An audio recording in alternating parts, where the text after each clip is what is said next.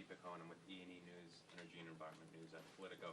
I'm curious about the energy and climate strategy. What would the CPC like to see on that front beyond messaging? What are the actual, actions, concrete things that you and your offices can do, from the office level, committee level, on the floor to push back? All right.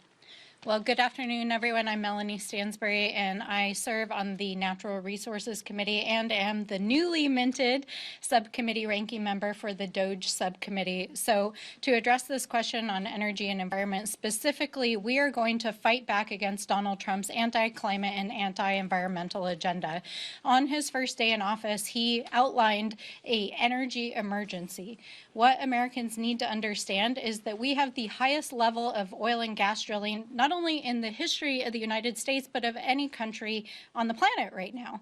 And in spite of that, Donald Trump issued a series of executive orders that roll back our commitments under the Paris Climate Accords, that roll back everything that we've done under the Inflation Reduction Act to address our climate emissions. They've rolled back protections for the Outer Continental Shelf and public lands across America. This is not about spurring energy security in America.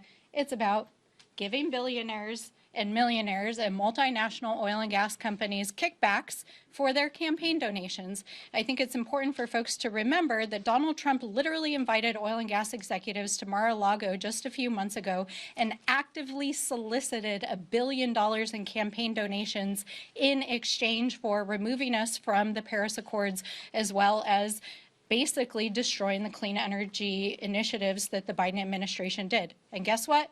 Donald Trump delivered on day one. Our job as the Progressive Caucus is to fight back against these pushbacks, to make sure that we're protecting our public lands, our waters, we're protecting the fundamental environmental laws that have made it possible for this country and our people to thrive, to protect the public health, and to make sure that we're protecting the planet. So the specific actions, we're going to make sure that we fight back against the anti-climate agenda.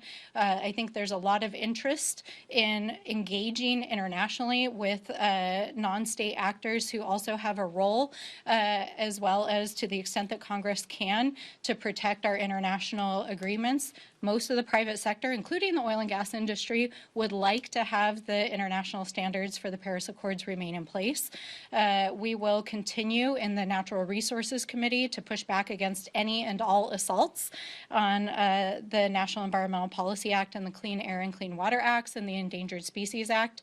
And we're going to continue to use the platforms that we have to make the American people aware at every moment that it comes about what the Trump administration is up to. So those are some of the things that we're going to do, and I will turn it back.